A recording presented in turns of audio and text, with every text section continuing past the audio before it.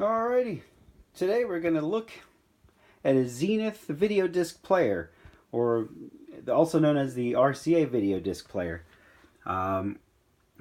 Little fun piece of history here. This was found in an attic. I was going to do a open box. Here's the original box it came in. Still had the styrofoam and everything that came with it. Manual.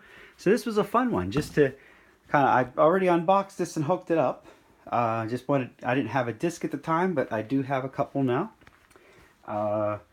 Little piece of history, I believe. This was by, I guess, the late 70s, 1980, I believe this model's from. These are the video discs. They're not laser discs. We'll look at it a little earlier. This thing actually has a diamond needle inside of it. This is a very fascinating piece of machinery here. This is the disc that plays. This is just the scrap disc that was laying around. Just to give you an idea what that looks like. Let me put that under the light here. But it is almost like a vinyl record. It's vinyl. Feels like a record.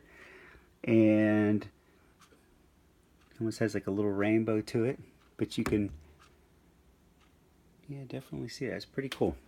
But usually you can't touch these like the laser discs. They are encased in plastic, almost like a giant floppy disk. And this is big. It's about the size of a record. But it's protected in this case. Here's old classic Wrath of Khan. Here's some awesome Steelers I just got the other day. And how these worked, if you find one of these and find one where the needle's still intact, this is pretty cool. It's analog, so the best way to get these on your digital television, I got a wide screen here, is to use your VCR. If you have a VCR, an old school VCR, the VCR will have AV out, and there's one output on this player.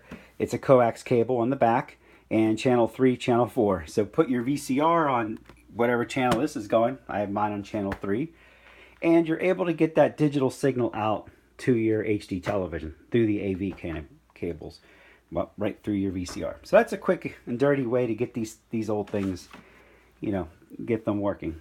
So how this loads up, grab this disc, and it's like a giant floppy, and insert it into the front of the machine. Oh, gotta turn it on. This big lever here, you go all the way down to load.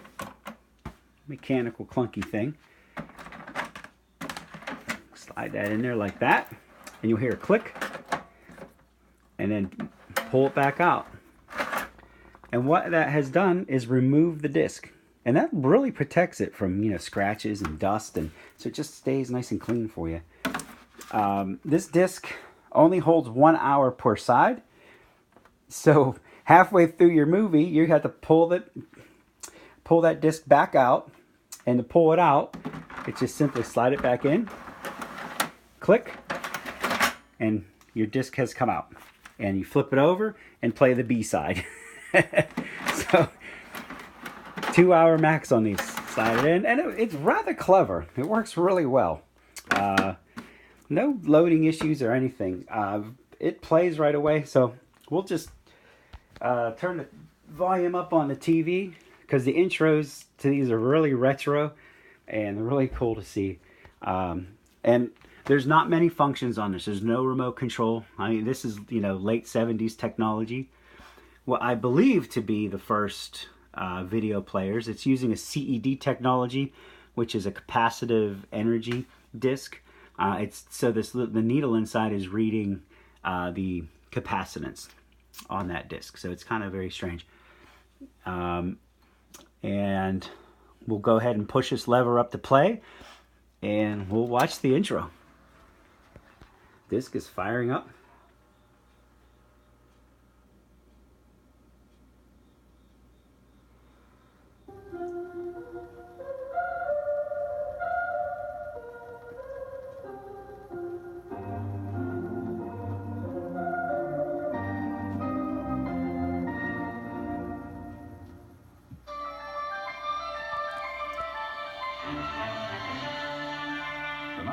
1979 NFL season was the grand finale to 10 memorable years. A season worthy of a decade's curtain call. I'd say the video is comparable to early VHS.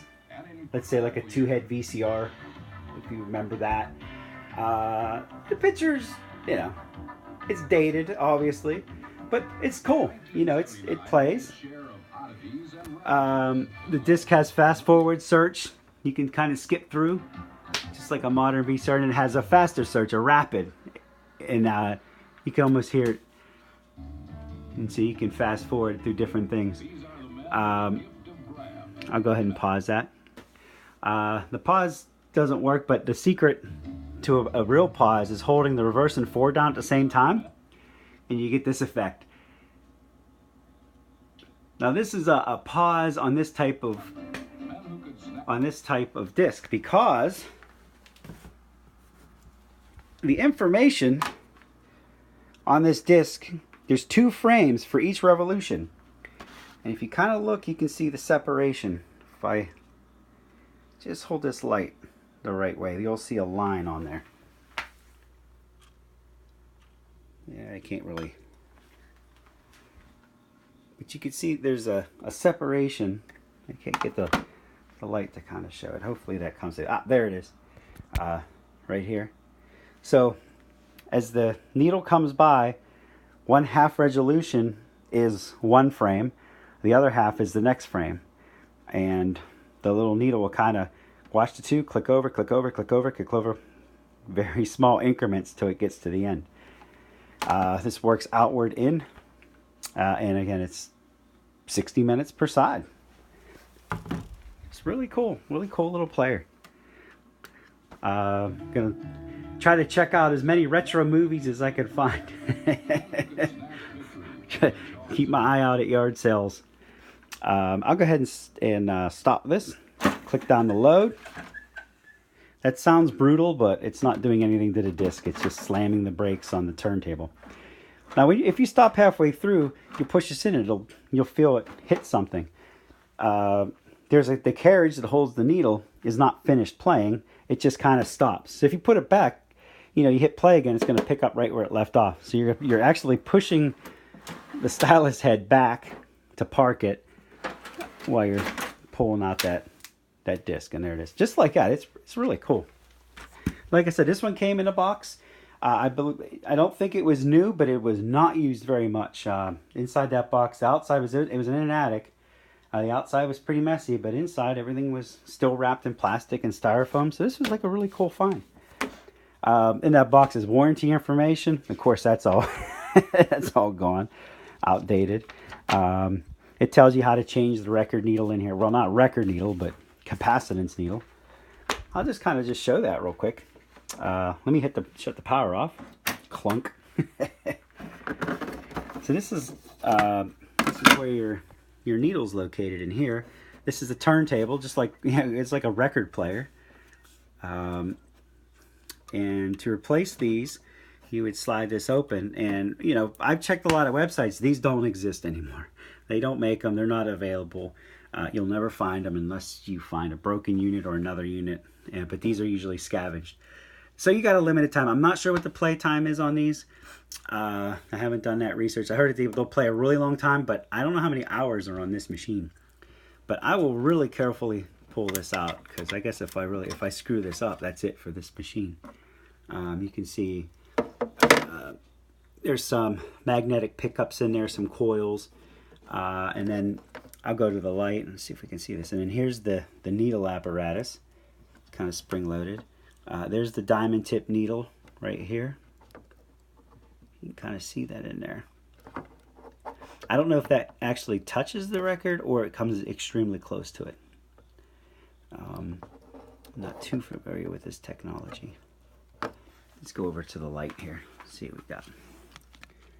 Let's get a little better picture in it.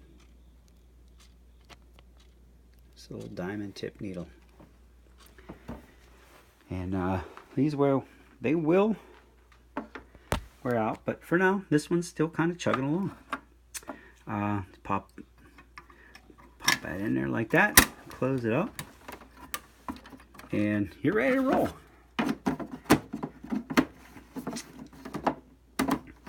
slide that in. And that's pretty much it. It's a very simple machine. Fun to use. It's throwing Rathacon. Oop. There's all kinds of movies. I guess these are almost the you get the original, you know, the original video that came out with these. Oops. I didn't listen for that click. There we go. Pop that out. There we go. Fire! All right, Mr. Scott. What do we got here?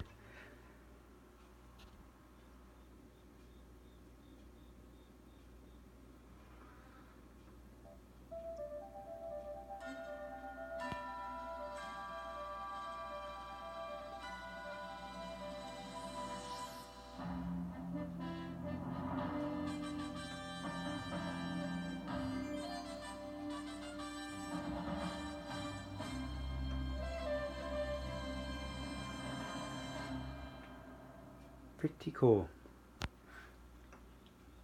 And of course, everybody knows how the Star Trek starts out. It's still really cool opening on this.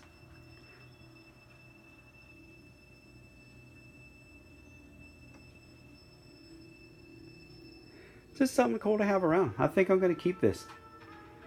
And just a nice little conversation piece. I'll look for some classics. There's a lot of these out on eBay, and they're not really expensive if you do some shopping around. Anywhere from $10 to $75. $75 would, you know, Star Wars and, you know, better movies, but not too bad. Just gonna keep an eye out for this. So there you have it. I guess that's my review of the Zenith video disc player. This is the VP200. I believe this was built in 1980. So have a good day.